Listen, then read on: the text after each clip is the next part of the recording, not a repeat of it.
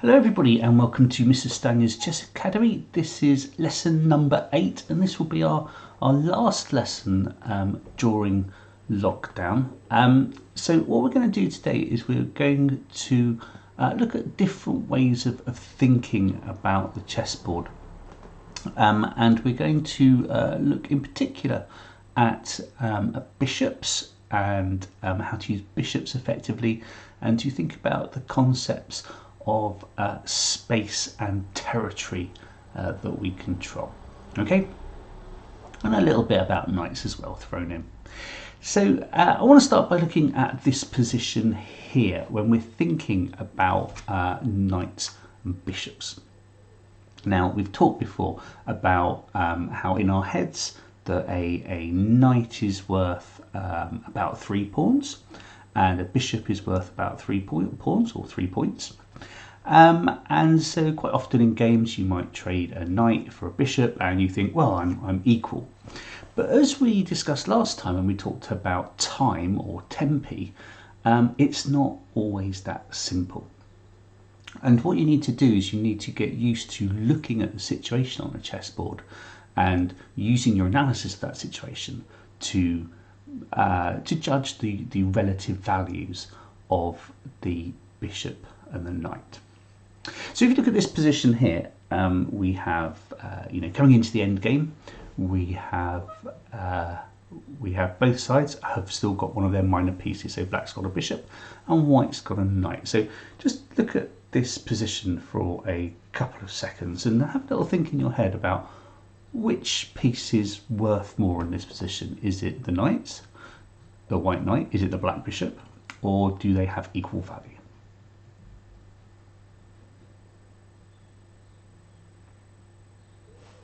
Now, hopefully you have spotted that the black bishop here, which controls the white squares, isn't much use at all in this situation, because white's pawns have got a kind of stonewall defence on the white squares.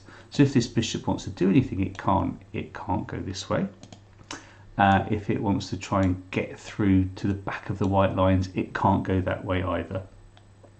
So this black bishop is just trapped behind this wall of pawns. However, the white knight here can easily jump around, go from here to here to here, and then bam, has managed to capture one of the black pawns, leading to a nice parade up the board to get a queen, for example. So this position is that rook shouldn't be there. In this position is a really clear example of how this knight is far more valuable than this bishop. This bishop in this position is practically worthless.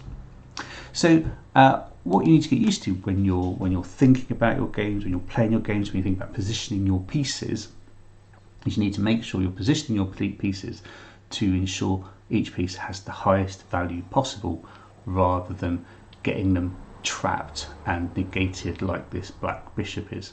Or it might be something that you ought to work towards in your game, is to try and negate your enemy's pieces. So in this situation, white has clearly structured their pawns on the white squares in order to neutralize this bishop. Okay, I'd like to show you another position. So if I was slicker, I'd have this. I'll be able to just bring this up, but just give me a few moments to set this position up. You might want to fast forward the video at this point to when I have actually set the position up.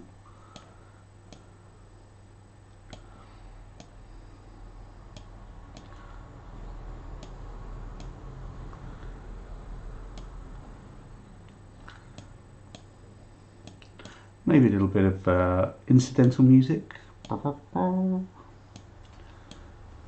Do-do-do.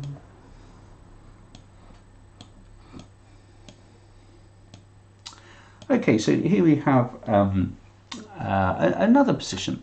So what to think about the bishop that we looked at in the last position, how it was completely neutralized. Now, many chess players call a bishop like that a bad bishop. Okay, so you have this idea of bad bishops, and you have the idea of good bishops. And this position here really illustrates really clearly the difference by what we mean by a bad bishop and a good bishop.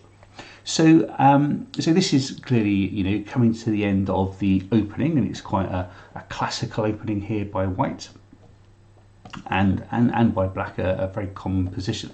Now, if you look at this position, first of all, look at white bishops. So we've got this bishop on c1, and it is controlling this huge diagonal. Okay, so all of these squares here are effectively controlled by this bishop and are in white's possession. Also, this the white bishop, the white square bishop here, controls this diagonal here. So it controls all of these squares.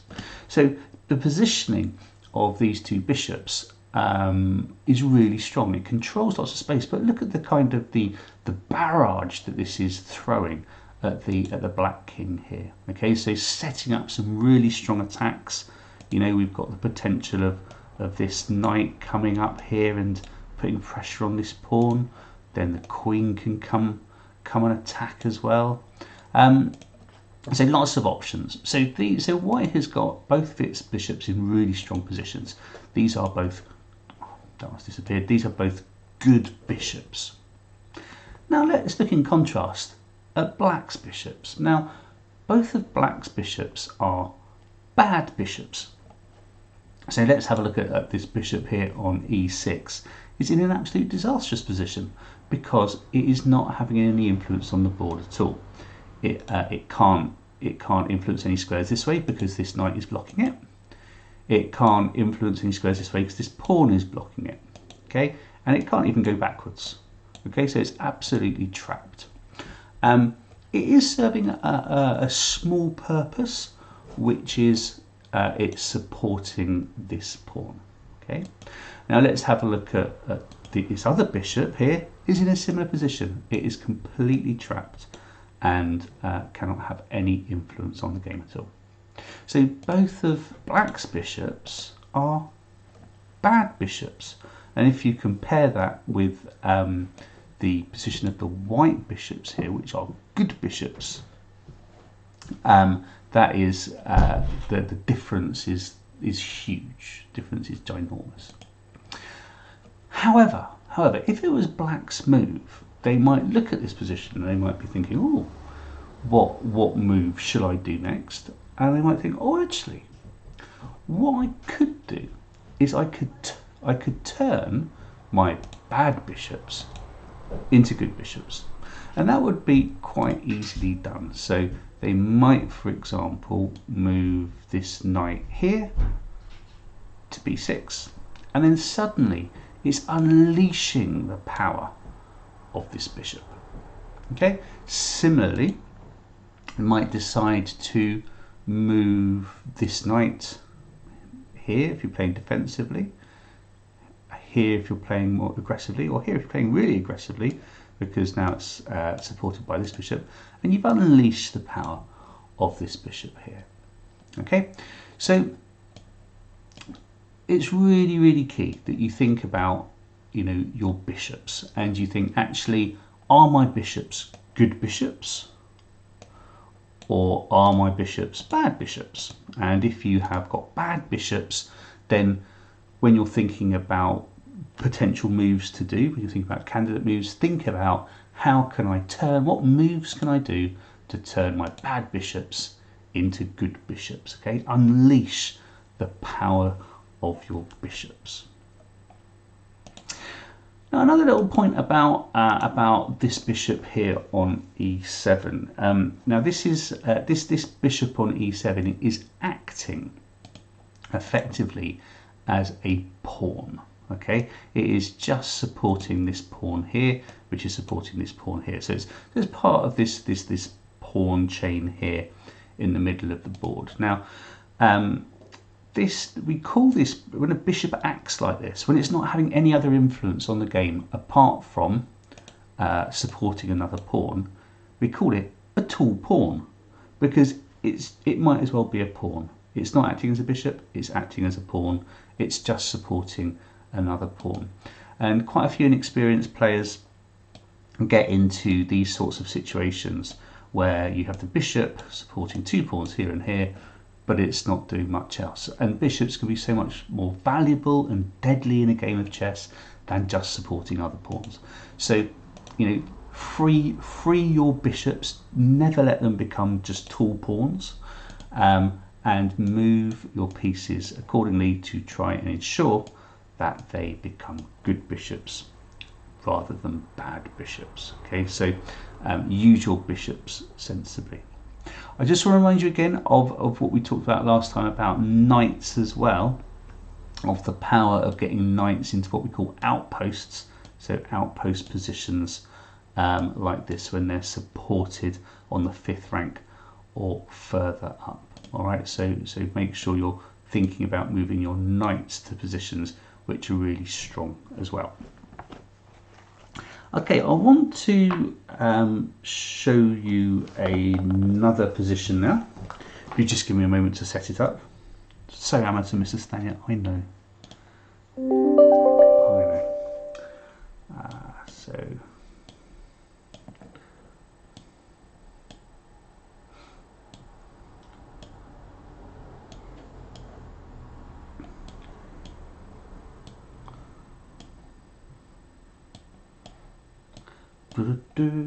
Yeah, again, you might want to just fast forward it to a position where I've already set it up.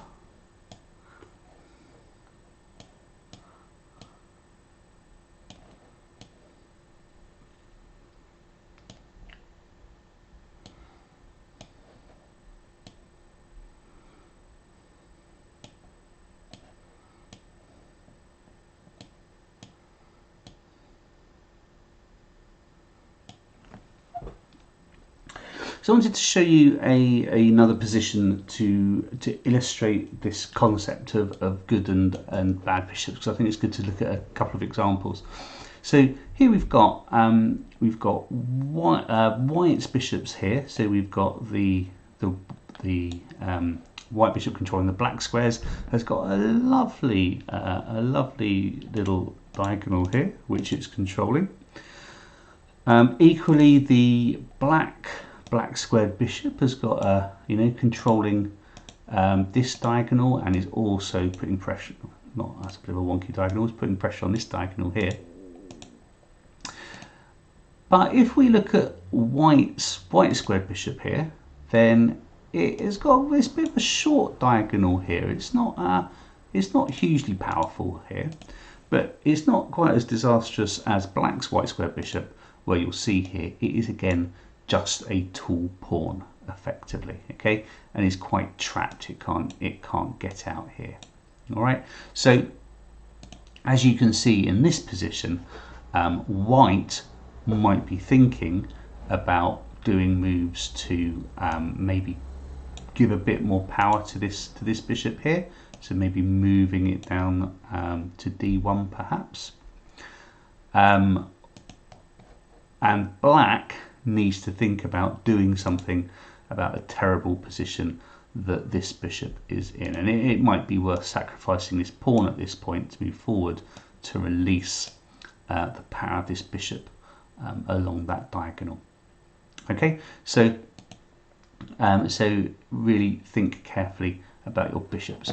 Whilst we're on bishops, something that we haven't talked about much is something called a fianchetto. Is fianchettoing your bishop. Now, we talked last time about Aaron Nimzovich's book My System, and Aaron Nimzovich, he's what we call in the trade a postmodernist chess player.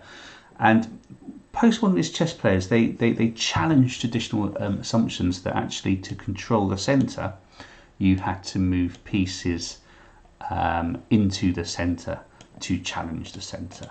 Okay, what postmodernist chess players think is that actually you can put pressure on the centre by moving pieces to positions where they can challenge the centre. And one of these is to what we call fianchetto your bishops, and it basically is putting your bishops onto these squares here, depending if you're white or black. So one opening which I do love to play, mainly because of its name, is called the orangutan opening, or the Polish opening, which is to move your pawn to b4 here. You can move it to b3 if you want to do a slightly different opening, but the orangutan opening is a pawn to b4. Most inexperienced players will probably choke a little bit when they see you do this, because it's very unusual. If they progress, they might move the queen's pawn here, and then you move your bishop to the b2 square. And what this does is it puts pressure on these two central squares. Okay, so another common development of this situation is do this, black does this, you do this, and then black takes that pawn, you take that pawn, for example.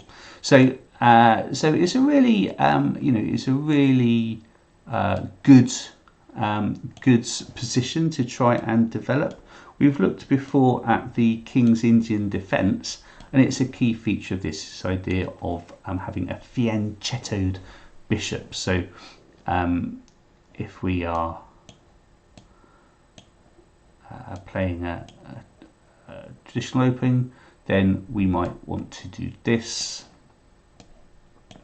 and then we fianchetto the bishop there to protect that pawn, and then with usual development we have the knight comes out and then a castle. Okay, but this bishop here is through this knight defending the central pawn here. Okay, so if you're in a position where you think, actually, if I develop my my bishop, so if let's have a look. So that's not a very good example. My brain's not working very well today. So if we have a game like this, and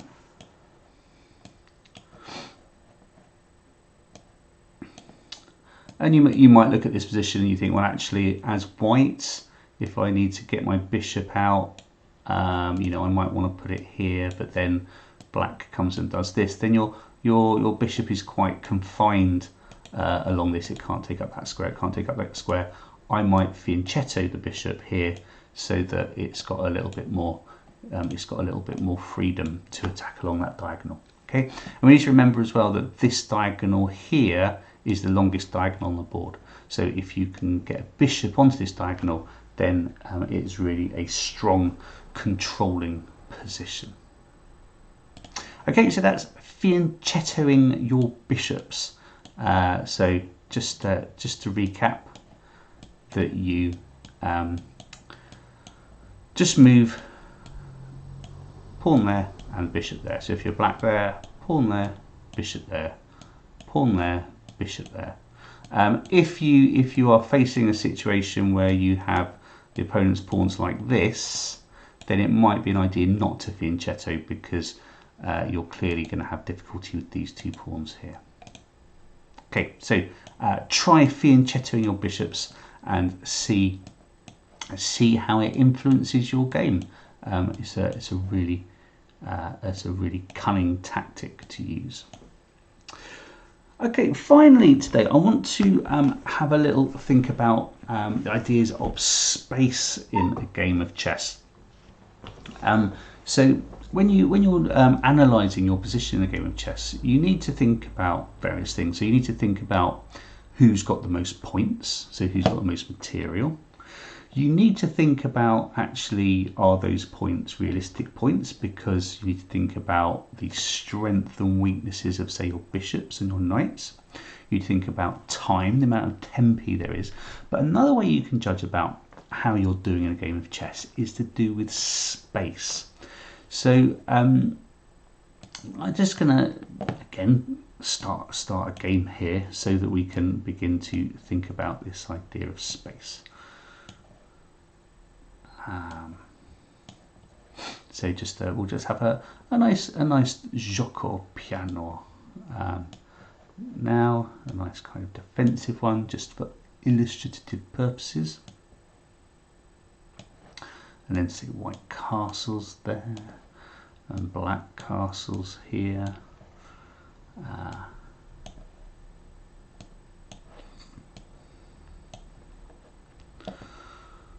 I'll get to the point in a minute. I will get to the point in a minute. I think we might Fianchetto the black bishop there, and then we'll just move this knight here.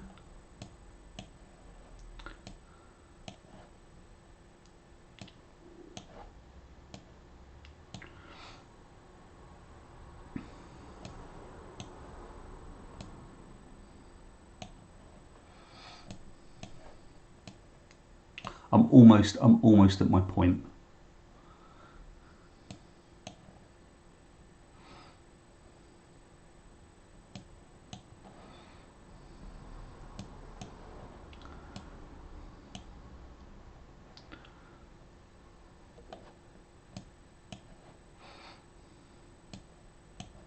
Okay, I'll just stop there. So if we look at this position here that we've just played through, that you might look at this position and you think, okay, where are the strengths and where are the weaknesses, and it's quite a balanced position. However, if you look at white's position here, over here on the queen side, white has got all of this space. It's moved these pawns forward and created all of this space to maneuver its pieces behind enemy lines, behind its own lines, sorry, before it launches an attack on the enemy. And this is one thing to kind of work towards or to think about when you're having a game of chess, is that actually how much space do you control? Okay, so moving your pawns forward in a nice structure in order to create lots of space for you to work in as you're building up your game. Now, you need to be careful. I mean, in this situation here, we've got the bishop and the queen can intrude into this space if we're not too careful, if we don't do something to stop them. And that's something to be careful of when you're creating space, is actually when you do create space, make sure the opponents can't sneak in behind your lines. But again, it's something to think about and something to work towards to try and create a good, strong tactical position when you're playing a game of chess. Okay, is to create this space. And basically, when you castle, then you try and create space on the opposite side of the board. So if you castle king side, move your pawns forward on the queen side, what we call in the trade a pawn storm, on the left hand side, to create this space in which to maneuver. But if you castle on the queen side, then do it on the king side. Something which quite a few chess players do is they try and castle on the opposite side that the opponents do. So if the opponents castle on the king side, then you castle on the queen side. And this means that you can do a pawn storm towards their position. Okay, so there's some kind of advanced positional tactical thinking to end this series of lessons of the Chess Academy.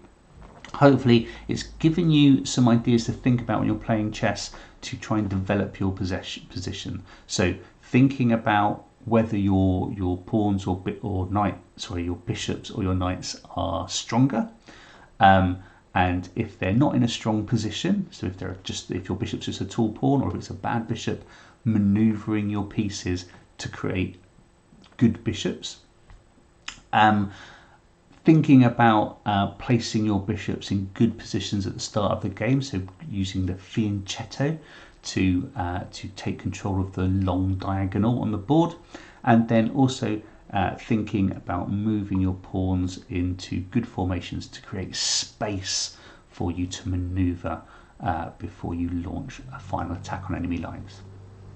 Okay, so thank you for all your hard work this term on chess, and hopefully I shall make some more of these lessons in a not too distant future.